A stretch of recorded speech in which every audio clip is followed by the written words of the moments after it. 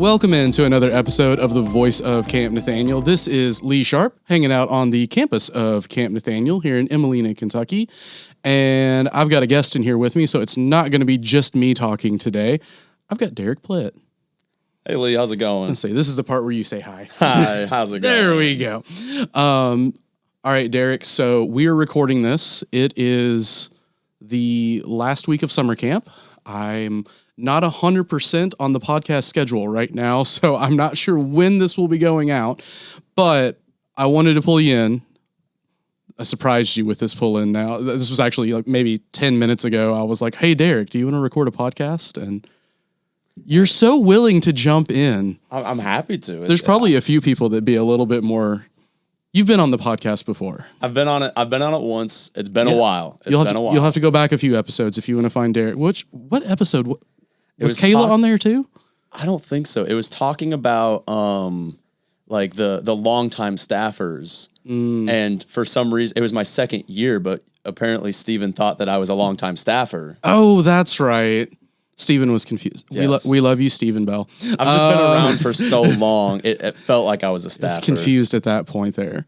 So, Derek, you work here full-time now. Yes. So, I don't know when we record. Were you full-time at that point? No. Or I don't even think I was an intern. Some stuff has changed. Yes. A lot has changed. A few things have changed in your life. Wait, were you married at that point? No, I don't. I don't think so. Your life is completely different now, Derek. I'm now married. I now own a house. I'm now full time here. Like, if you're gonna do big life changes, just do them all at once. Exactly. Right? It makes it easier. It makes it easier. That way, all the confusion and everything, you just get all that out of the way. So, Derek, I brought you in because you are our speaker this week. Yes. But I want to get a little bit of background. Mm-hmm. So you've given us a little bit of the background. We've caught up. You've gotten married. You've gotten a house. You're full time here. So what is your connection to Camp Nathanael? Well, what isn't my connection to Camp Nathanael at this point? My grandparents, Daniel and Barbara Plitt, they were missionaries here for over 50 years, doing office work. In fact, you now have my grandpa's old job. This is doing all the. This is how I describe my job. Is that when somebody who has been around the mission for a while and they ask, they're like, "So Lee, what is your job?" And I go, "Do you remember Dan Plitt?" And they go, "Yeah, Dan Plitt. I know what he used to do." I go, "Good. I'm like a." Yeah, that's what I do just now. With a little bit more technology than when he did it. Yeah, I'm using the computer a little bit more, but like it's essentially the same. Jobs change, but at the same time, the work is still the work. I make sure the finances happen, make sure the lights stay on. Right. So I grew up coming to camp here every single summer that I could. My grandparents used to live on campus, so I spent Christmases, I spent vacations here. My uncle, Jeff McIntyre, he was camp director for who knows how long, and now he's the executive director. So like I said, there's just connections everywhere. But I actually grew up in Michigan because my dad went up there for college, ended up meeting a lady and getting married and starting a family. And so I grew up there, but, spent a bunch of time here at Camp Nathanael. Gotcha. And so you're now working here full time. Yes. You got married. I got married. You can shout out to Kayla there. Yes. Kayla Plitt, my wife. She's pretty great. Yeah, she's awesome. She's like any job that you hand to her here at camp, she's basically an expert in. Yes.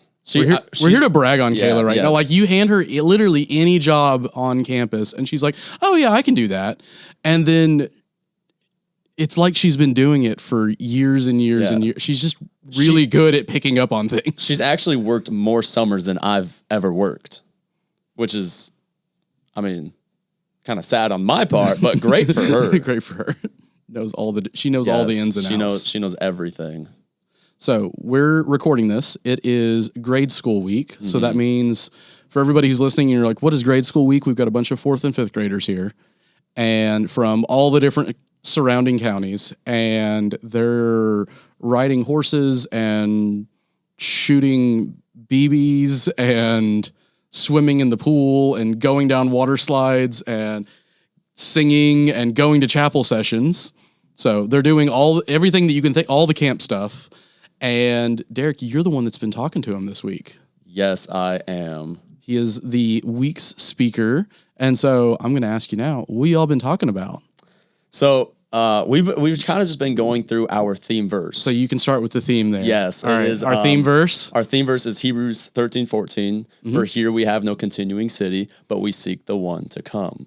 So I've kind of broken it down into different days of just talking about that continuing city. I've talked about the who, I've talked about the what, I've talked about the when, I've talked about the why, and then tonight at Hilltop Chapel, we're going to be talking about the how do we get to see this continuing city. All right, so let's run through these here. Who's the who? The who is God.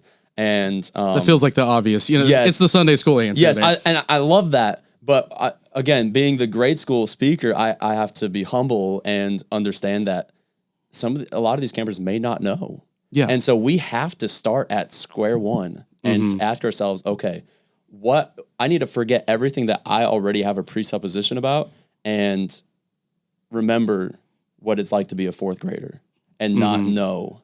So I need to break everything down to its simplest form and need to talk about who God is.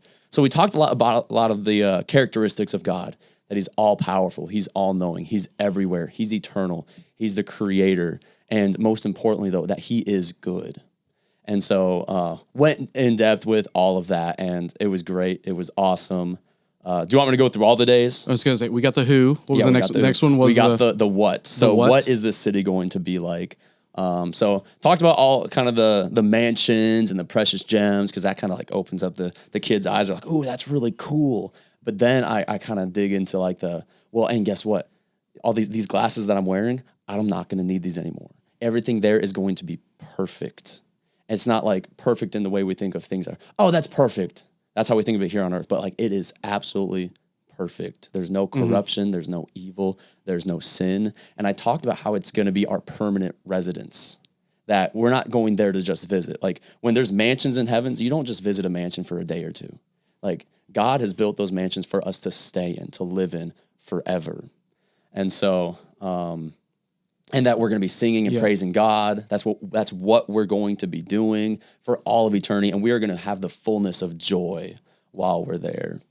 So that's kind of the what of so we've got what the I've who, taught. we've got the what. The when. That was actually an interesting day because I don't know. I don't know. And we don't, I don't know. You don't know. Yeah. This is where Jesus famously tells us that nobody knows. Yes. And it was really, and he's not going to reveal it to you. It was funny because like, I built it up and then I don't know. And I told him that that's okay. And I gave the example of why it's okay that we don't know. In fact, it's better that we don't know, because if we did, then we would just be on our best behavior around the time when we knew he was going to come back. But what I did talk about was, even though we don't know when, we know what we're supposed to do while he's gone. And I talked about loving. I talked about loving God with all of your heart, soul, and mind, and how they're able to do that. I talked about loving your neighbors as yourself, talking about who your neighbor really is, going through the story of the Good Samaritan, and loving your enemies. And even though that it's hard to love your enemies, it's still the right thing to do. That's what we're supposed to do. And kind of going a little bit into James, where we can have joy in our trials, and loving your enemy can seem like a trial sometimes, but if you're doing it for the Lord, then the Lord is going to fill you with joy. And so that's kind of it kind of went off rails of the when, but kind of talked about what we're supposed to be doing while we're waiting. And then let's see. So we got the who, what, when, why.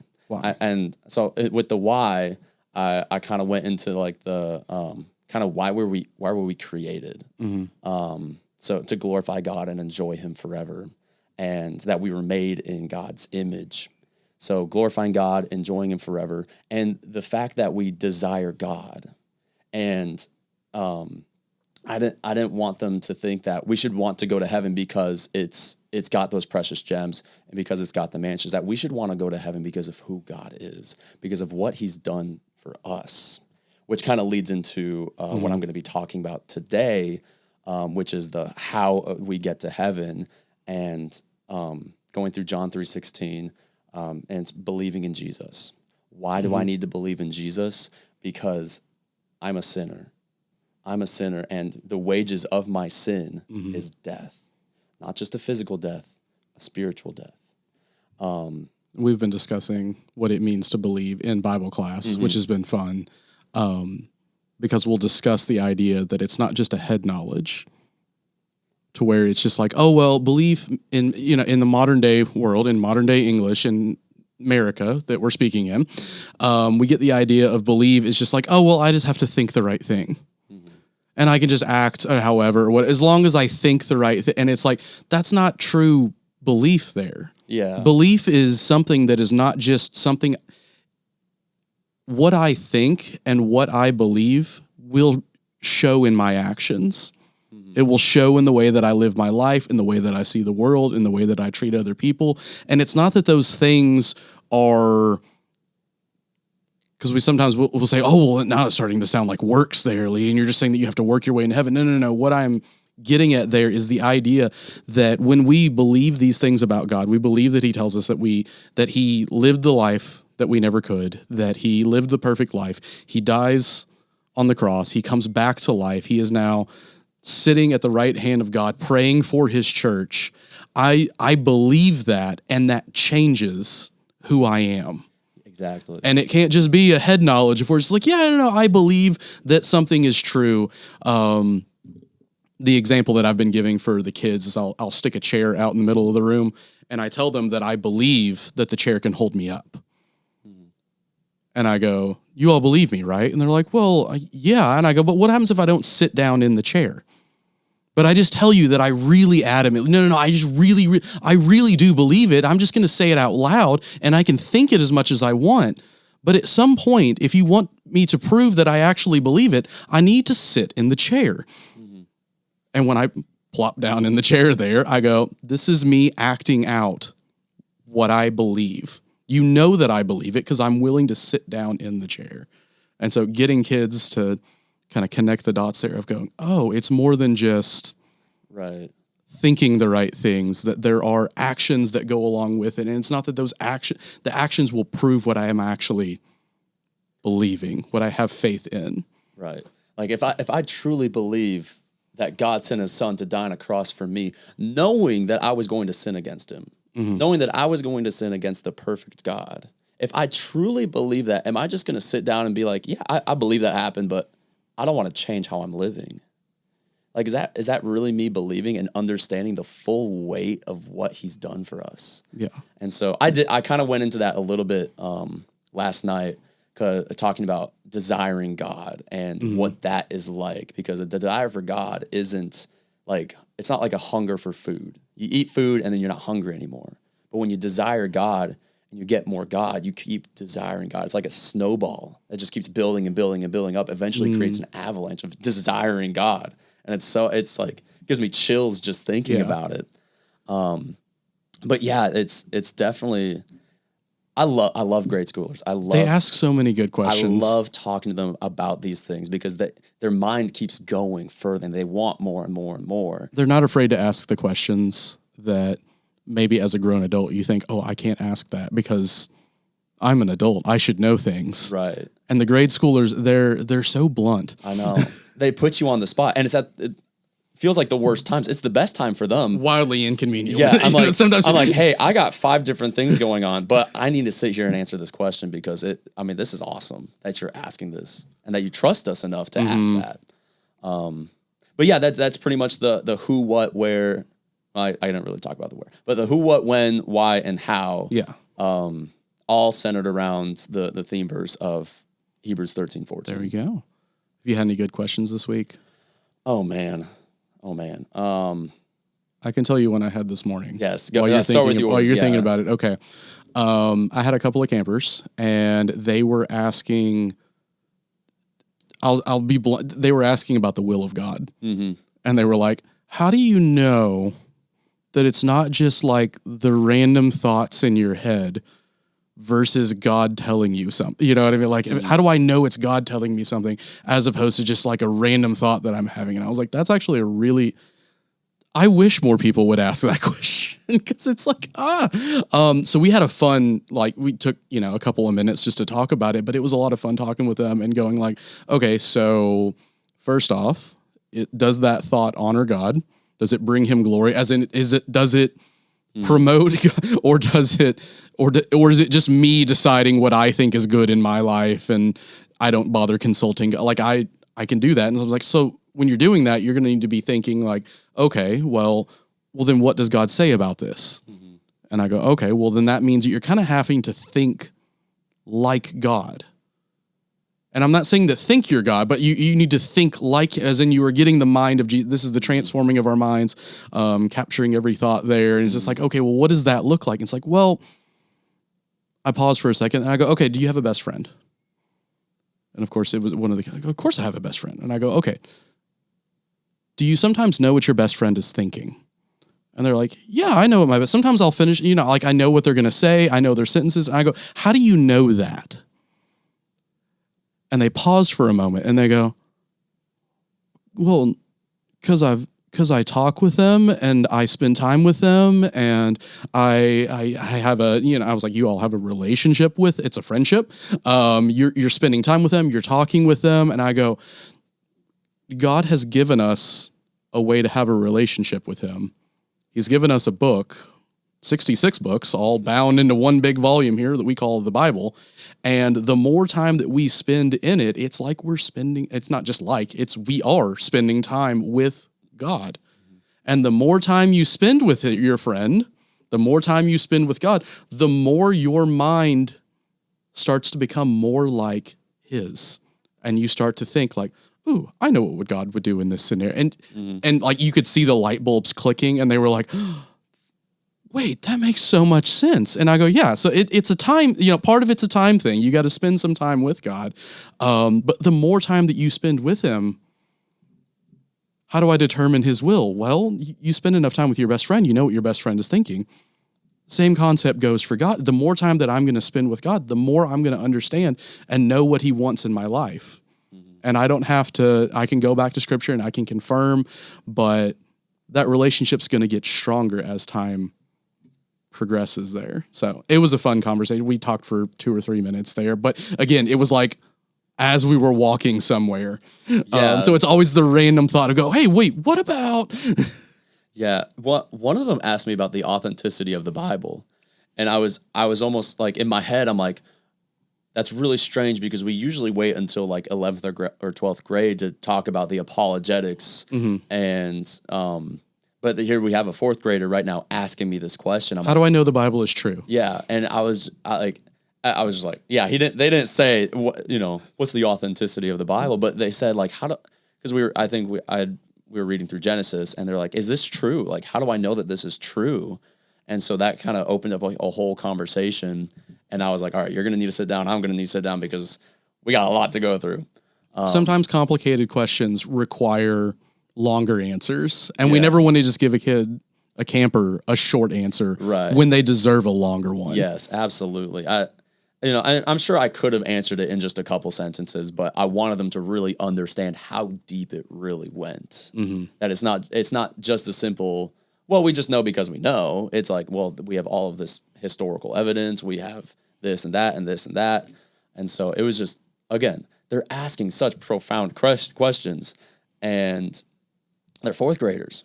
But one thing, I was at a conference one time and one of the speakers, it was actually Trip Lee, and he said, never underestimate the crowd that you are speaking to, no matter the age group. And like when I went into kind of the figuring out of how I'm going to lay out this week, I had to be reminded of that because, as much as I do want to break it down, I also can't underestimate these campers. I can't. They understand more than we realize. Yeah, and so it's awesome. I love this. I love every age group, but this one is a really special one to and I've had the privilege of speaking to. All right, we'll end on that note there. That was a lot of fun. That was fun. Derek, thanks for coming and hanging out.